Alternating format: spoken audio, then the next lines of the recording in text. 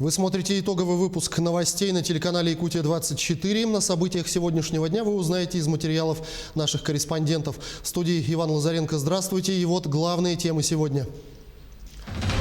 Перейдут ли столичные школы полностью на дистанционное обучение? Соответствующая рекомендация поступила в региональный оперштаб. Вторая волна вируса или сезонная вспышка ОРВИ и гриппа, когда жители смогут получить вакцину от коронавируса. В России подвели первые итоги летнего туристического сезона этого года. Так каким оно было лето 2020-го? А внеплановые проверки поставщиков продуктов в школах начнут проводить по всей России в самое ближайшее время. Временное перемирие или возврат к нормальной работе. Мусорная война двух столичных хозяйствующих субъектов пока продолжается. Один из любимых студенческих праздников, День первокурсника, прошел в Северо-Восточном федеральном университете. Несмотря на онлайн-формат, были и поздравления, и подарки.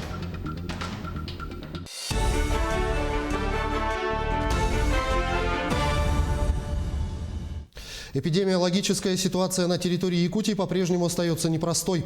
Исходя из этого, перед республиканским оперштабом поставлены новые задачи, связанные с увеличением коечного фонда для лечения средних и тяжелых больных. Серьезная работа также будет проведена в части оптимизации внутренней маршрутизации анализов.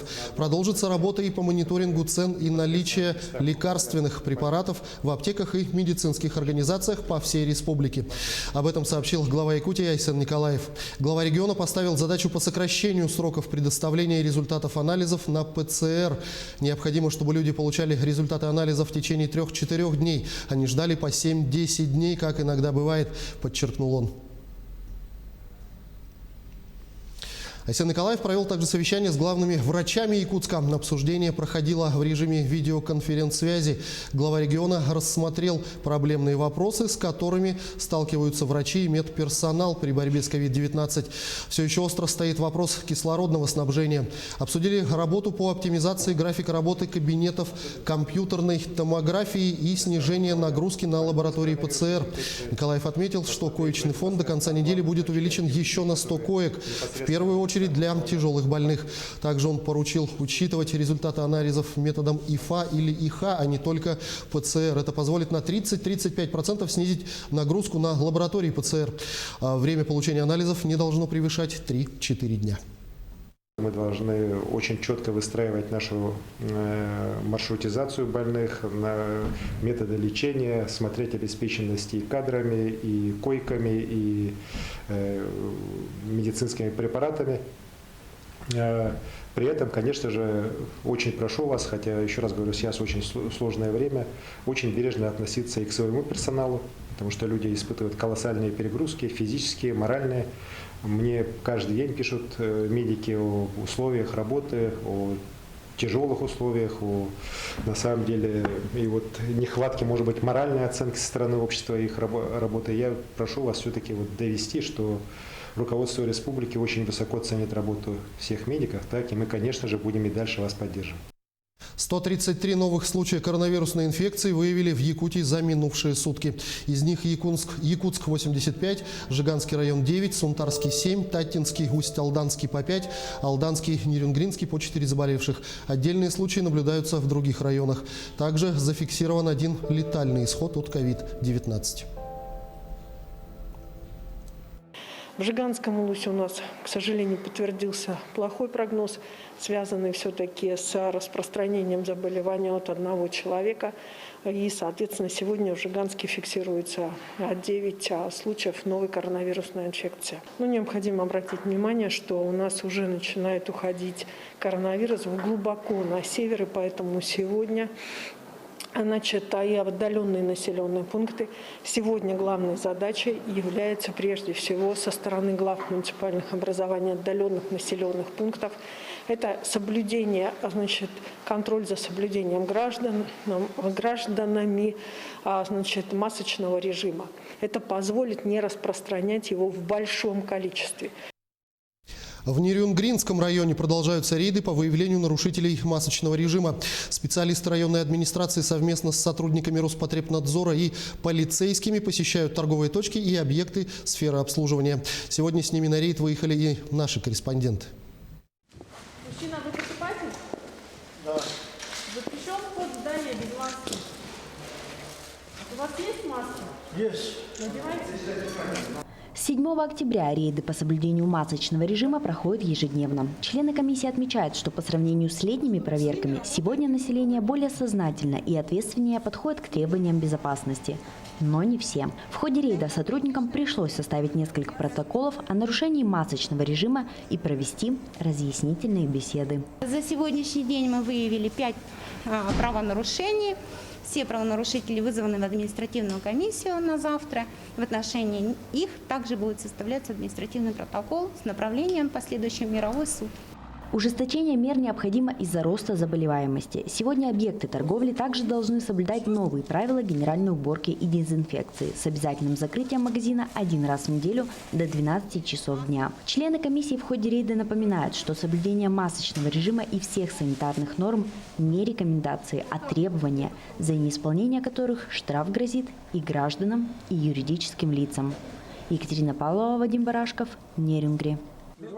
Во время прямого эфира на радио ТТ министр здравоохранения Якутии Елена Борисова отметила, что ситуация с коронавирусом напряженная, но это не вторая волна, о которой все говорят, а ожидаемая сезонная вспышка заболеваний ОРВИ и гриппом. Она также поделилась, что препарат для вакцинации от коронавируса проходит 3-й уровень испытаний, и через некоторое время он будет готов к массовому применению. Пробная партия вакцины была предоставлена только для медицинских работников.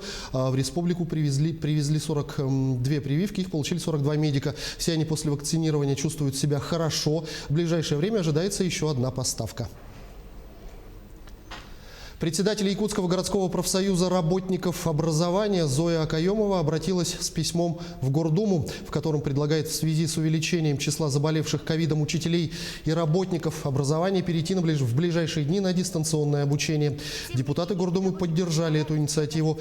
Приглашенный председатель Совета директоров школ Якутска, директор 23-й школы Георгий Афонский рассказал, что в их коллективе многие учителя заболели и, к примеру, некому вести уроки русского языка. Поэтому ситуация тяжелая. Республиканскому оперативному штабу по борьбе с ковидом рекомендовано до наступления каникул всем школам Якутска полностью перейти на дистанционное обучение, чтобы сбить рост заболевания. В ближайшее время автобусы городского общественного транспорта оборудуют рециркуляторами. Устройства для очистки воздуха в общественном транспорте, необходимые в сезон подъема ОРВИ и особенно при угрозе распространения коронавируса. Когда общественный транспорт Якутска оснастят очистителями воздуха, узнавала наш корреспондент Юлия Михайлова. Входящий в устройство воздух с помощью вентилятора внутри будет обеззараживаться ультрафиолетовыми светодиодами. Рециркулятор для обеззараживания воздуха разработали якутские инноваторы. Выпускать новинку в промышленных объемах готовы на научно-производственном объединении в городе Зеленограде. Ультрафиолетовые светодиоды, они лучше, чем обычные ртутные лампы. Проще в исполнении, вольтаж 12, 24, 5. Не имеют ртутные лампы, безопасные. Уже сейчас в Москве одна из фирм такси закупила у Ростеха портативное устройство для обеззараживания воздуха.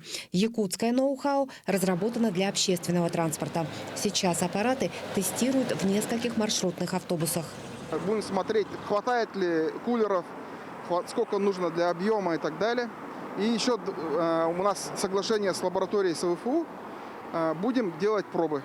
Разнообразные пробы воздуха, замеры бактериальной обсемененности, органической напряженности и так далее. Ежедневно в Якутске курсирует свыше 600 маршрутных автобусов. Особенно в час пик безопасную дистанцию в 1,5 метра соблюсти не представляется возможным. Тем не менее, горожане оценивают новшество неоднозначно. Я думаю, нужное, наверное. Почему бы и нет? Необходимо, конечно. Делают только для того, чтобы деньги как-то откачать, получить. Да, все, а больше никаких других целей не вижу. Пока не все водители общественного транспорта ознакомлены с грядущими изменениями. Не знаю. А вообще нужно вот так вот, чтобы вы же в первую очередь рискуете? Нет, не нужно, наверное. Почему? Мне ехать надо. На поставку рециркуляторов для общественного транспорта компания «Джерай» заключила соглашение с Союзом авто и мэрией столицы. Стоимость одного такого аппарата – 3700 рублей. Юлия Михайлова, Григорий Охлопков. Новости. Якутск. Кабмин утвердил продление стимулирующих выплат соцработникам. Они положены работающим с больными коронавирусом и гражданам из группы риска. Мера поддержки будет действовать до 15 ноября этого года. Ранее, 6 октября, правительство выделило 11 миллиардов 200 миллионов рублей на стимулирующие выплаты за выполнение особо важных работ медицинским и прочим работникам, непосредственно участвующим в оказании медпомощи гражданам с коронавирусом. Предусмотреть такие выплаты медикам и соцработникам распорядился президент России Владимир Путин. Средства для этого выделяются из резервного фонда правительства. Не так все плохо, как казалось изначально. В России подвели первые итоги летнего туристического сезона 2020 года. Из-за пандемии он начался с опозданием. Выехать из страны можно было только по нескольким направлениям. Но, несмотря на ограничения, люди не стали отказывать себе в удовольствии отдохнуть. Как прошло лето 2020-го, узнавал Максим Кардозу. Середина октября. В Москве мы ловим последние дни бабьего лета, а в Якутске уже выпал первый снег. И как-то традиционно к этому времени об отпуске принято вспоминать, лишь пересматривая свои летние фотографии. Но 2020 год снова перевернул все с ног на голову. И количество туристов на южном побережье в бархатный сезон сейчас просто зашкаливает. Россияне активно продолжают покупать путевки в Турцию. К началу октября там отдохнули уже 700 тысяч наших соотечественников. И эксперты уверены, этот показатель будет только расти.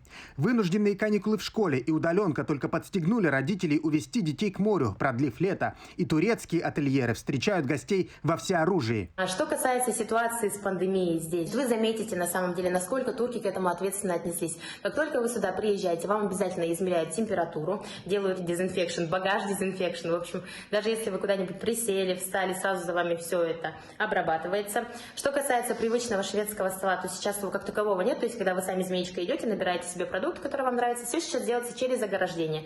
Правда, в этом году фраза «не нужен нам берег турецкий» актуальна как никогда. Россияне активно осваивают родину. Варвара Бурнашова каждый год старается выехать из Якутии к морю. В этот раз выбрала санаторий в Сочи. Почему не Турция и не Египет? Потому что надо сдавать анализы, по приезду надо 14 дней сидеть. Это, конечно, не очень хорошо влияет на жизнь обычного простого человека. Поэтому российский курорт, российские санатории – это лето, это море, это зелень. По статистике, внутренний туризм бьет все рекорды. 9 миллионов побывали в Краснодарском крае, 5 миллионов в Крыму. Люди поехали на Байкал, Алтай, в Калининградскую область. Путешествовать по родине, кстати, стало и выгоднее. Уже многие воспользовались кэшбэком за турпутевки до 20 тысяч. Причем эта акция снова возобновилась. И вернуть за предстоящий отдых внутри страны можно будет уже до 50 тысяч рублей. Объявлена она будет с 15 октября и будет действовать до 5 декабря. Таким образом, у туристов будет достаточно времени для принятия решения, для выбора маршрута и для планирования новогодних праздников, потому что, согласно условиям этой акции, бронирование возможно и новогодних каникул, то есть туры до 10 января. А вот о путешествиях в азиатские страны, которые традиционно популярны у россиян зимой, пока остается только мечтать. Таиланд, Вьетнам, Китай пока зарубежных гостей не ждут. И это повод еще раз обратить внимание на внутренний туризм, тем более, что Якутия предлагает много зимних развлечений. Максим Кардозу, Джур Березкин, Виктор Олесов, Москва, Белек, Сочи. Сейчас короткая реклама и смотрите далее на канале Якутия-24. Внеплановые проверки поставщиков продуктов в школах начнут проводить по всей России в самое ближайшее время. Временное перемирие или возврат к нормальной работе. Мусорная война двух столичных хозяйствующих субъектов пока продолжается. Один из любимых студенческих праздников, День первокурсника, прошел в Северо-Восточном федеральном университете. Несмотря на онлайн-формат, были и поздравления, и подарки. Это итоги дня. Мы продолжаем программу. 15 октября в Ленском, Алекминском и Мирнинском районах закрылась навигация для маломерных судов. Межсезонье – это всегда самое трудное время для жителей заречных населенных пунктов Ленского района. Это Натора и Ярославский. В период навигации жители этого села добираются до райцентра с помощью лодок и Полесья, которое делает остановку напротив села по пути в Пеледу и Витим. Где-то 1,5 месяца жители заречных сел не смогут выбраться в Ленск. На этот период они запасаются необходимыми продуктами или лекарствами, но всего предусмотреть нельзя. К тому же в Ярославском нет даже фельдшера, а в ближайшее время закроется единственный продуктовый магазин. Такая ситуация складывается, что действительно в селе возраст пенсионный весь, и люди, конечно, нуждаются часто в медицинской помощи. Ну, погоде об этом не скажешь ничего. Погода делает свое. Я не врач, не имею медицинского образования, ну и сам чуть ли не устанавливаешь диагноз, что с врачами, конечно, созваниваешься, говоришь, что какие симптомы, и уже на основании этого вызываем санавиацию. Нас предупредил индивидуальный предприниматель, что не актуально содержать магазин, и будем выходить на район, разговаривать, может, кого-то все-таки удастся привлечь. Навигация разрешена теперь только предпринимателям, которые везут пассажиров от берега к берегу. Напомню, что согласно приказу регионального Минтранса со вчерашнего дня завершилась навигация для некоммерческих маломерных судов. Однако частные лицензированные перевозчики, работающие на доставке людей от одного к другому месту назначения, продолжают работать. В связи с этим сотрудники МЧС регулярно проводят рейды и профилактические беседы с судоводителями, а также с населением. Те, кто ослушается приказа Минтранса, ждет административная ответственность, которая влечет за собой штрафы от 5 до 10 тысяч рублей. Помимо этого, МЧС напоминает, выезд транспортного средства на лед в период запрета влечет наложение штрафа на граждан в размере от 3 до 5 тысяч рублей. В ведомстве добавили, что с начала года на водных объектах пропало и погибло 66 человек. В этот период времени существуют сезонные риски для судоводителей маломерных судов, сопряжены с риском для жизни. Это потеря остойчивости и опрокидывание маломерного судна, обледенение, а также переохлаждение организма человека. Это для судоводителей маломерных судов. Также в группе риска в этот период времени в северных районах, где образовался тонкий лед, группа риска водителей снегоходов.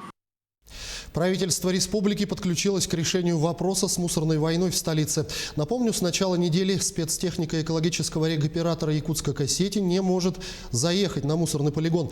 Из-за образовавшегося долга перед МУП «Жилкомсервис», в ведении которого находится единственный в столице полигон, приостановлен запуск мусоровозов. К решению спора двух хозяйствующих субъектов вмешалось правительство региона. После ряда переговоров минувшим вечером Якутска-Кассети восстановил работу спецтехники.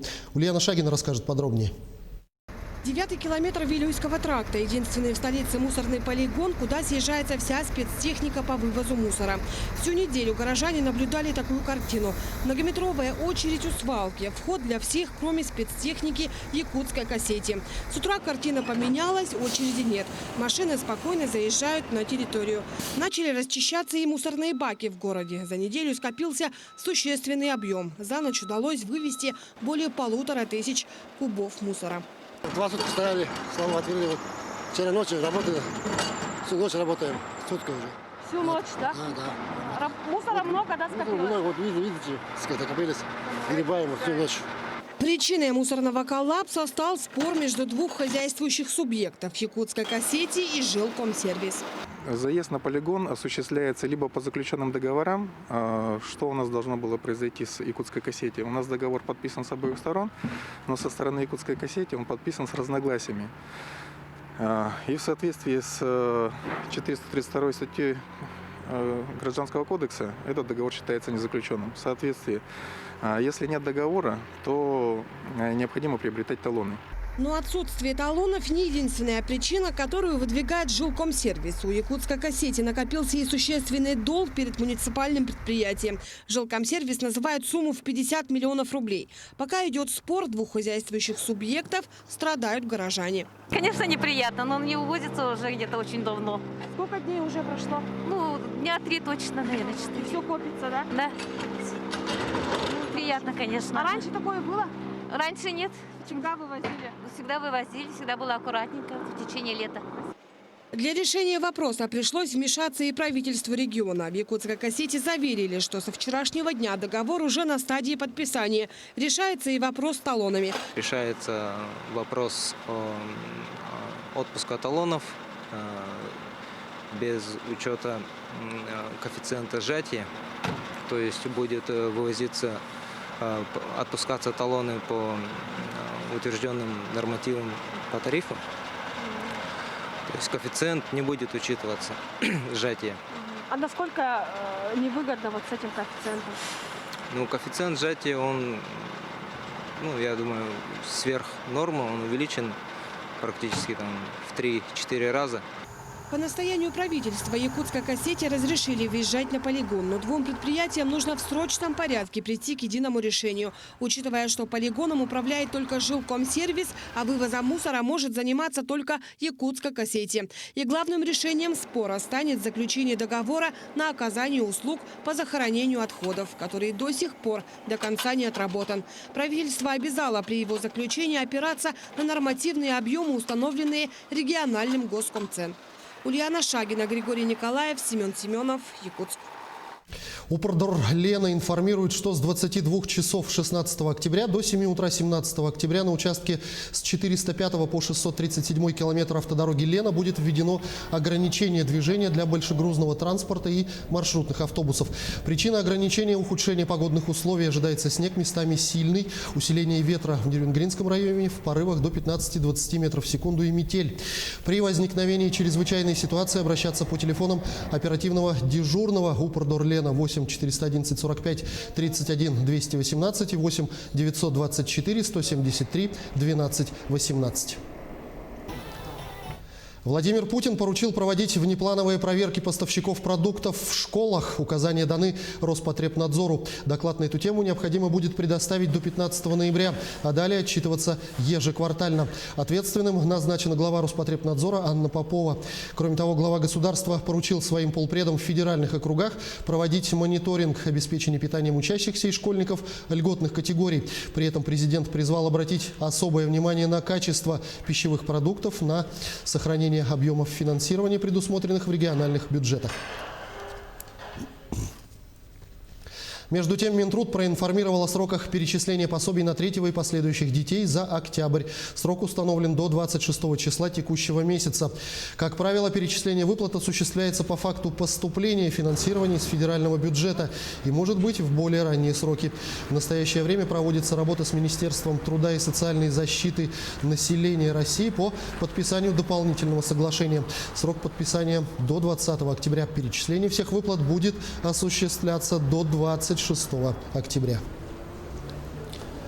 Мероприятия, посвященные Дню матери, проходят сегодня в Якутии. В преддверии даты исполняющий обязанности председателя правительства региона Андрей Тарасенко возложил цветы к памятнику матери. В Якутии он отмечается каждое третье воскресенье октября. Праздник был учрежден в 1993 году. Особые слова признательности Тарасенко выразил женщинам военного поколения, отметив, что их сила духа, подвиг научили нас быть настоящими мужчинами, побеждать вопреки всему. В целом по республике во всех районах будут проходить различные акции, различные мероприятия, мастер-классы, семинары, круглые столы, встречи, где будем чествовать наших матерей, наших многодетных матерей. И, конечно же, все эти мероприятия с учетом эпидемиологической ситуации сегодня будут проходить в дистанционном формате. Она всегда на высоте, он знает подход к металлу. Она крановщица, он сварщик. Аллу и Дмитрия Шлыгиных, сотрудников Ленского речного порта, на родном предприятии знают многие. Семейные династии здесь редкость. У Дмитрия стаж больше, это он привел супругу в порт 14 лет назад. Так и работают до сих пор вместе, но каждый на своем важном переделе. Олеся Васева продолжит. Настоящая зарядка по утрам и вечерам. Чтобы добраться до рабочего места, Алла Шлыгина преодолевает 13 метров металлических лестничных пролетов. На такой высоте находится кабина портального крана. Прежде чем сесть за управление, обязательно осматривает машинное отделение. Здесь, как в автомобиле, перед работой нужно заглянуть под капот. Все должно быть в порядке. И с техникой, и с настроением. Высоты я не боюсь. Посмотрите, какая красота вокруг. Теперь можно и за руль, вернее, за рычаг управления. Заходя в кабину крана, машинист уже знает, какая работа предстоит. Получил разнарядку, согласовался с стропольщиком, на какой площадке работать и какие грузозахватные приспособления использовать. У Аллы Шлыгиной это 14-я навигация. Каждая из них от 180 до 200 рабочих часов. Скучать некогда. Это интересно. Различный род груза. Это обычно это цемент, контейнера, как бы это простой груз. А вот когда приходит техника или какой-то такой негабаритный, это интересно. Постоянно как бы повышаешь свои навыки. В речной порт Аллу Шлыгину привел супруг. Оценил, как лихо она управляется с автомобилем. И подумал, с краном тоже справится. Сам он работает в порту с металлом. Опытный газоэлектросварщик в профессии 25 лет. Навигацию сварщиков работы немного. Мелкий ремонт. Настоящие объемы начнутся зимой. После выморозки судов в затоне речного порта работа Дмитрия перейдет в категорию экстремальной. Сварочные работы на корпусах плавсредств ведутся на улице, вырубленных во льду майнах, в любой мороз. Бывало так, что майна лопнет, уже весна. Вот у нас там, ну и, допустим, эхолот ставили. Ну, майна просто сама по себе лопается, как бы это от нас не зависит это. Лопнула, и вот, а у нас еще эхолот не поставлен. Ну вот там справлялись. Бывало по колено в воде. Ничего, все успевали, все решали. В последний момент и все спасали. Дмитрий с гордостью отмечает, они с супругой часть большой династии. Здесь в порту работает еще брат и его семья. Поэтому о смене места работы никто не думает. Прикипели по-семейному. Олеся Васева, Олег Соснин, телеканал «Алмазный край». День первокурсника отмечает Северо-Восточный федеральный университет. По традиции студентов ждала концертная программа и памятные подарки, однако само мероприятие прошло в онлайн-режиме на платформе Zoom. В этом году первокурсниками СВФУ стало более 4000 выпускников школы из СУЗов. Студентов поздравили руководство университета и приглашенные официальные лица. Если мы раньше проводили в университете на стадионе «Юность» такое грандиозное шоу для первокурсников, то в этом году нам пришлось проводить это мероприятие в дистанционном режиме, в формате видеоконференц-связи. Но в этом году для этого мы постарались сделать так, чтобы студенты, несмотря на ситуацию, первокурсники почувствовали себя студентами одного из 10 федеральных университетов Российской Федерации. Напомню, в прошлом году празднование Дня первокурсников прошло на стадионе «Юность», где собралось порядка 7000 студентов. Однако и в этом году, несмотря на дистанционный формат, организаторы постарались разнообразить мероприятие выступлениями танцевальных ансамблей и конкурсными видеороликами. У нас коллектив очень большой, творческий студенческий коллектив, танцевальный коллектив, вокальные ансамбли. Из числа сложившихся наших коллективов творческих мы составили концертную программу, очень емкую. Пытались из нескольких жанров, направлений охватить программу. Мы использовали несколько, как говорится, форматов, заранее записанный материал, а также онлайн-выступления.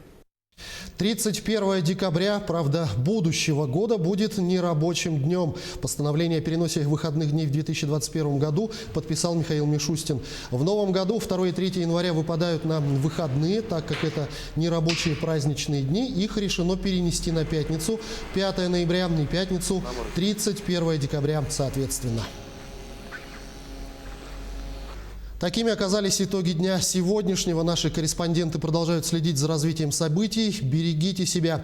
Не забывайте носить маски, дезинфицировать руки и соблюдать социальную дистанцию.